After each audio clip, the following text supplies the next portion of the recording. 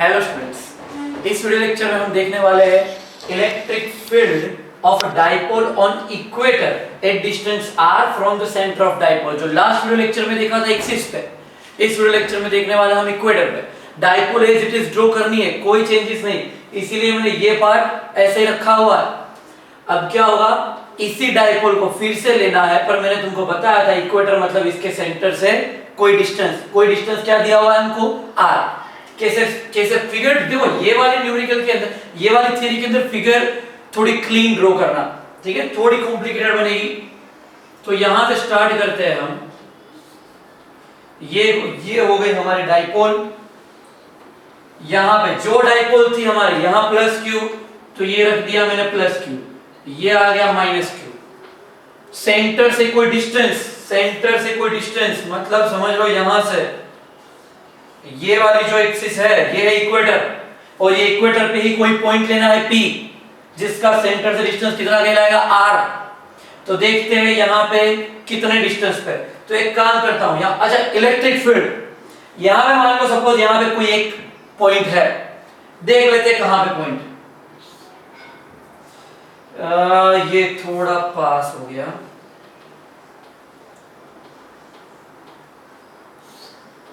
ठीक है, ये पॉइंट लेते हैं हम, ये पॉइंट है। अब यहां से ये पॉजिटिव चार्ज की वजह से ये पॉइंट P पे लगने वाला इलेक्ट्रिक फील्ड पॉजिटिव में से बाहर निकलता है, मतलब ये हो गया अपना E प्लस, करेक्ट, बिल्कुल ये हुआ अपना E प्लस। क्यों E प्लस हुआ, क्योंकि पॉजिटिव में से बाहर निकलता है, ये बाहर वाली डायरेक्शन लास्ट न्यूमेरिकल में हमने देखा था। उसके बाद ये नेगेटिव, तो यहां से यहां तक का डिस्टेंस ये नेगेटिव, यहां से यहां तक का, भाई यहां पे जो इलेक्ट्रिक फील्ड लगेगा वो कौन सी डायरेक्शन में लगेगा, तो यहां का इलेक्ट्रिक फील्ड इस डायरेक्शन में, सीधी सी बात है, क्योंकि इसके अंदर इंटर होने वाली डायरेक्शन में जाएगा वो, यहां पे इसके अंदर इंटर होने, मतलब एक इलेक्ट्रिक फील्ड यहां पे, एक इलेक्ट्रिक फील्ड E प्लस ये वाला, और यहां पे आएगा अपना E माइनस। समझ में आया, लास्ट न्यूमेरिकल में किया हुआ है, पॉजिटिव में से इलेक्ट्रिक फील्ड बाहर निकलता है ऊपर, या नेगेटिव में इलेक्ट्रिक फील्ड एंटर होता है नीचे आया। पर ये दोनों के दोनों जो है वो ना तो x पे ना तो y पे, x y के बीच में है, इसलिए क्या करना पड़ेगा, इनको x और y एक्सिस के ऊपर डिवाइड करना पड़ेगा। देखते हैं किस तरीके से कर सकते हैं हम। तो यहां पहले तुम एक्सिस ड्रॉ कर लो, क्लियर, ये हमने एक्सिस ड्रॉ कर ली, ये x एक्सिस हो गई, और यहां पे हम लिख देते हैं ये y एक्सिस हो गई, बराबर, ये y एक्सिस हो गई। दूसरी बात, क्वेश्चन के अंदर क्या बोला है, इस पॉइंट पे हमें इलेक्ट्रिक फील्ड फाइंड करना है, पर ये पॉइंट डाइपोल के सेंटर से कितने डिस्टेंस पे, r डिस्टेंस पे, मतलब यहां से यहां तक का डिस्टेंस, यहां से यहां तक का डिस्टेंस मुझे कितना लेना है, r। यहां से यहां तक का डिस्टेंस और यहां से यहां तक का डिस्टेंस मुझे दिया नहीं है, तो मुझे कुछ सपोज करना पड़ेगा। तो मैं यहां से यहां तक की लेंथ को बोल देता हूं l। उसी तरीके से भाई ये भी सेम लेंथ होगी, इसको भी मैंने बोल दिया l, ठीक है, ये लेंथ सेम रखी मैंने, ये भी लेंथ है, ये भी लेंथ है, क्योंकि दोनों से इस पॉइंट तक का, क्योंकि सेंटर से हमने डिस्टेंस लिया है, तो ये लेंथ क्या होगी, l होगी। क्लियर इतना। फिर यहां पे बनेगा एंगल थीटा, यहां पे भी बनाया एंगल थीटा, ठीक है, ये जगह पे बना दिया एंगल थीटा। अब स्प्लिट करते हैं, E प्लस को और E माइनस को स्प्लिट करते हैं। अच्छा, यहां अगर एंगल थीटा है तो ये बना z, अगर ये एंगल थीटा है तो ये भी बनेगा एंगल थीटा। उसी तरीके से अगर ये एंगल थीटा है तो ये भी बना एंगल थीटा, डायरेक्टली समझ आ सकता है, क्लियर, ये दोनों एंगल थीटा है। अब क्या होगा, तो इलेक्ट्रिक फील्ड को लिखते हैं। इलेक्ट्रिक फील्ड कहां जाएगा, तो देखो जरा, ये E प्लस है, ये E प्लस जो थीटा जहां बना है वहां E प्लस का कोस थीटा, और ऑपोजिट साइड मतलब यहां E प्लस का साइन थीटा। उसी तरीके से ये E माइनस जहां एंगल बना वो E माइनस का कोस थीटा, और यहां पे आ जाएगा E माइनस का साइन थीटा, E माइनस का साइन थीटा, ठीक है। ये डिस्टेंस r है अपना, ये जो पूरा डिस्टेंस है वो है अपना r, ये पूरा डिस्टेंस है r। ये हो गया e plus cos theta, e minus cos theta यहाँ पे, और e प्लस साइन थीटा और e माइनस साइन थीटा यहाँ पे। समझ में आ गई यहां तक की बात? पूरी फिगर फिर से ड्रॉ करता हूं, यहां पे ड्रॉ करता हूं, ये फिगर तुमको ध्यान रखनी है, फिर से मैं यहां पे ड्रॉ करता हूं, ठीक है? फिर से ड्रॉ करता हूं, चलो देखो जरा। ये डाइपोल यहां पे रखा है हमने पॉजिटिव, यहां पे रखा है हमने नेगेटिव, ये उसका सेंटर, सेंटर से कोई डिस्टेंस कोई भी जगह पे मान लेते हैं यहां पे मैंने लिया पॉइंट P, सेंटर से यहां तक का डिस्टेंस हमने लिया है कितना? r जितना। फिर पॉजिटिव चार्ज की वजह से P पॉइंट पे जो इलेक्ट्रिक फील्ड जाएगा वो इलेक्ट्रिक फील्ड इस तरफ जाएगा, ये हुआ अपना E प्लस, है ना? पॉजिटिव में से इलेक्ट्रिक फील्ड बाहर निकलता है और नेगेटिव के अंदर एंटर होता है, तो यहां से ये नेगेटिव के अंदर अगर हम भेजें तो यहां से इलेक्ट्रिक फील्ड नेगेटिव के अंदर एंटर होगा, मतलब ये डायरेक्शन में गया इलेक्ट्रिक फील्ड E माइनस, ये डायरेक्शन में गया electric field E plus. Clear हो गई बात? E प्लस और E माइनस कैसे आया? नेगेटिव में एंटर हुआ, पॉजिटिव में से बाहर निकला। फिर क्या हुआ? यहाँ पे एंगल थीटा, यहाँ पे एंगल थीटा, हम सपोज करेंगे, हमारी मर्जी है, जहां सपोज कर रहा हूं कर सकते हैं, आंसर में कोई चेंज नहीं आ सकता। फिर यहाँ पे ये एक्सिस ड्रॉ कर ली, ये एक्सिस ड्रॉ कर ली, अगर ये एंगल थीटा है तो ये बना z एंगल थीटा, ये भी एंगल थीटा, ठीक है? ये भी एंगल थीटा। और क्या बन रहा है? ये प्लस यहाँ पे तो इस तरफ आया E प्लस का कोस थीटा, यहाँ पे आया E प्लस का साइन थीटा। उसी तरीके से ये E माइनस है तो ये E माइनस का जहां एंगल बना E माइनस का कोस थीटा और इस तरफ आ गया E माइनस का साइन थीटा। क्लियर हुई यहां तक की बात? इतनी सी फिगर है, इतनी सी फिगर है। पूरी फिगर बन जाने के बाद थोड़ा कॉम्प्लिकेशन लगता है, पर अगर अंडरस्टैंड करें तो फिगर बहुत ही सिंपल बन जाएगी। क्लियर हो गया? बिल्कुल। अच्छा, यहां से यहां तक का जो डिस्टेंस है वो भी है a और यहां से यहां तक का डिस्टेंस है वो भी है a। हम जानते हैं कि पूरा 2 है तो आधा a, बाकी का आधा भी a डिस्टेंस। समझ गए यहां तक का? बिल्कुल ओके। अब इसके बाद क्या होगा जरा देखते हैं। इसके बाद सिचुएशन क्या बनती है समझो जरा। चलो देखो, अब जैसा न्यूमेरिकल में हम करते थे सेम कॉन्सेप्ट यहां पे लगेगा। कौन सा कॉन्सेप्ट? भाई इलेक्ट्रिक फील्ड इसकी वजह से और इलेक्ट्रिक फील्ड इसकी वजह से दोनों की डायरेक्शन तो डिफरेंट है पर दोनों का मैग्नीट्यूड सेम होगा। क्यों? क्योंकि इलेक्ट्रिक फील्ड का फॉर्मूला क्या? kq/r²। इसका चार्ज और इसका चार्ज का मैग्नीट्यूड सेम और यहां से यहां तक का डिस्टेंस और यहां से यहां तक का डिस्टेंस l भी सेम। समझ में आई बात कि नहीं आई? तो इसका मतलब ये हो गया कि मैं लिख दूं here magnitude of E plus is equal to magnitude of E minus is equal to E is equal to क्या होगा? kq by l square। क्या होगा? kq by l square। आई बात समझ में? क्लियर? E प्लस और E माइनस दोनों की वैल्यू को कॉमन नाम दे दिया E। क्लियर? दोनों की वैल्यू कॉमन नाम दे दिया E और ये हो गया kq by l square। Done एकदम। फिर इसके बाद अच्छा इसको नाम E नहीं देता हूं, इसको मैं नाम देता हूं E डैश, कुछ भी देखते हैं बाद में, जब चेंज करना होगा चेंज कर लेंगे।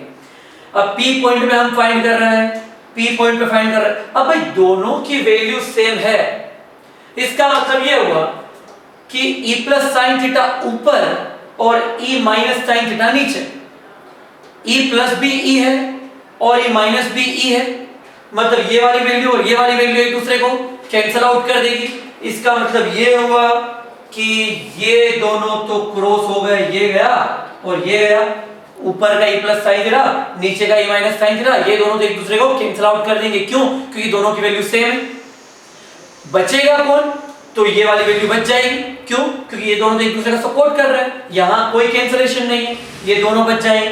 कितनी वैल्यू आएगी जरा देखते हैं, कितनी वैल्यू आएगी समझो जरा।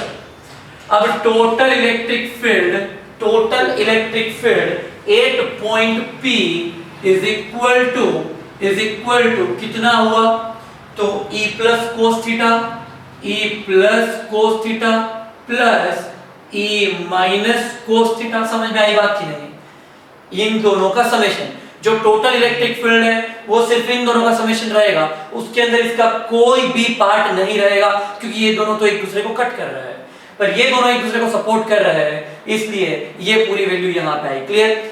इनकी डायरेक्शन को जरा देखो, इंटरेस्टिंग है। लास्ट वीडियो लेक्चर में जब मैंने एक्सिस पे बताया था तब जो बताया था उसको समझना है। यहां देखो, पहले डाइपोल मोमेंट कौन सी डायरेक्शन में होती है?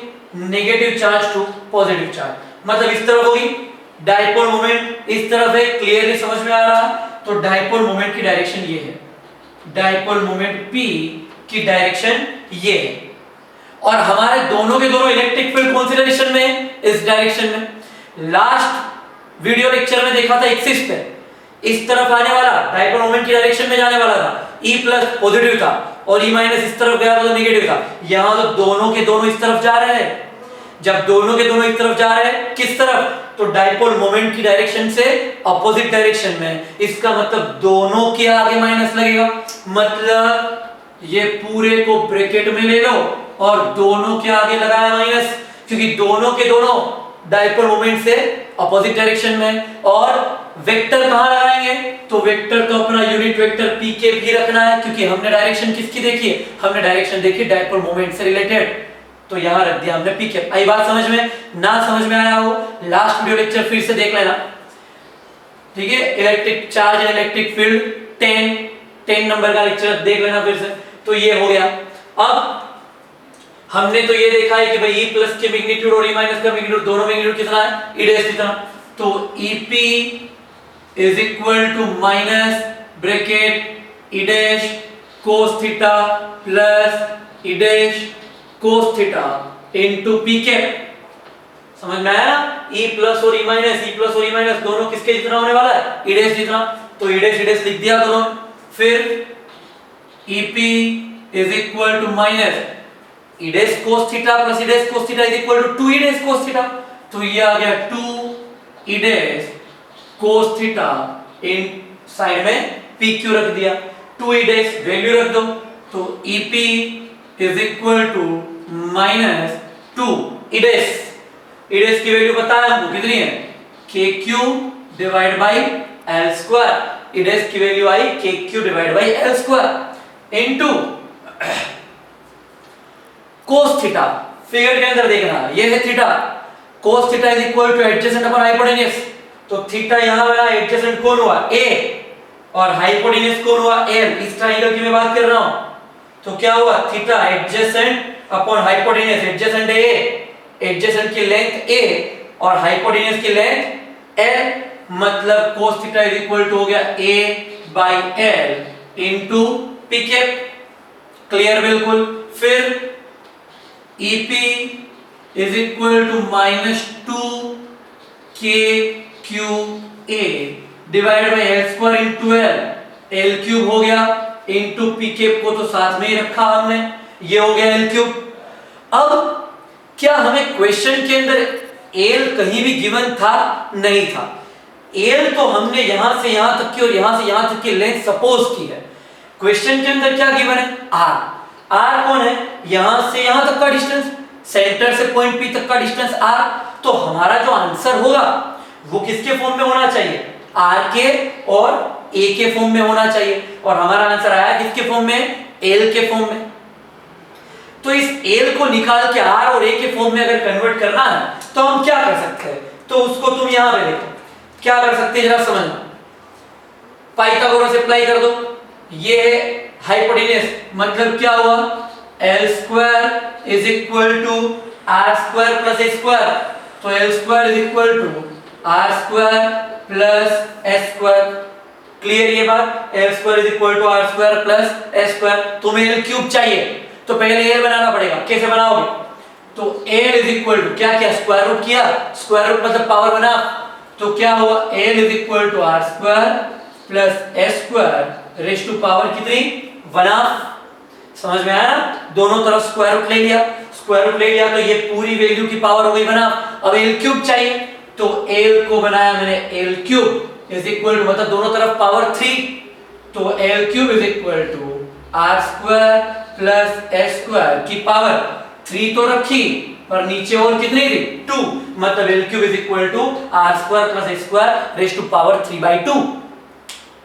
यही बात समझ में? बिल्कुल। तो मैं यहां पे L क्यूब की जगह पे ये वैल्यू रख दूं, ये जो यहां पे है वो, तो EP is equal to minus 2 KQA divide by ये पूरी वैल्यू, मतलब R square plus S square raise to power 3/2 into P cap.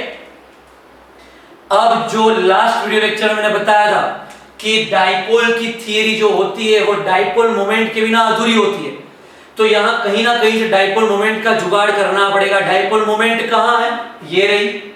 Dipole moment को किससे इंडिकेट किया जाता है, P से, और P इज इक्वल टू क्या है, Q into 2A। P is equal to Q into 2A। तो Q भी है अपने पास, यहाँ पे 2 भी है और A भी है, तो ये 2QA ये तीनों को मिला के P बोल देंगे। तो EP इज इक्वल टू -2 तो गया, बचा कौन, सिर्फ K, और 2QA मिलके कौन बन गया, P। क्लियर हुआ कि नहीं।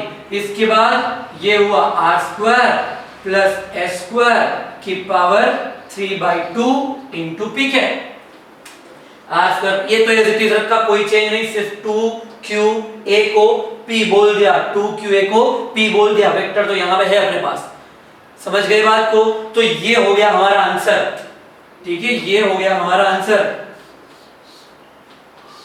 अब इस आंसर को जैसा लास्ट थियरी में किया था, अगर उसी कॉन्सेप्ट से आगे बढ़ाए, क्या कि ये जो पॉइंट P है वो पॉइंट P इस डिस्टेंस की जगह पे मान लो हमको इलेक्ट्रिक फील्ड यहां फाइंड करने के लिए बोला होता, इस जगह पे, तब क्या होता, यहां से यहां तक का डिस्टेंस r, वो r जो है वो एक डाइपोल की डिस्टेंस, डाइपोल का लेंथ a से काफी बड़ा है। मतलब जब क्या टॉपिक आएगा, if r is very much greater than a, dipole तो बहुत छोटी होती है। अब अगर ये इतनी छोटी डाइपोल के कंपेयर में डिस्टेंस r जहां इलेक्ट्रिक फील्ड फाइंड कर रहा है वो बहुत दूर हो, तो फिर r distance is very much greater than a length.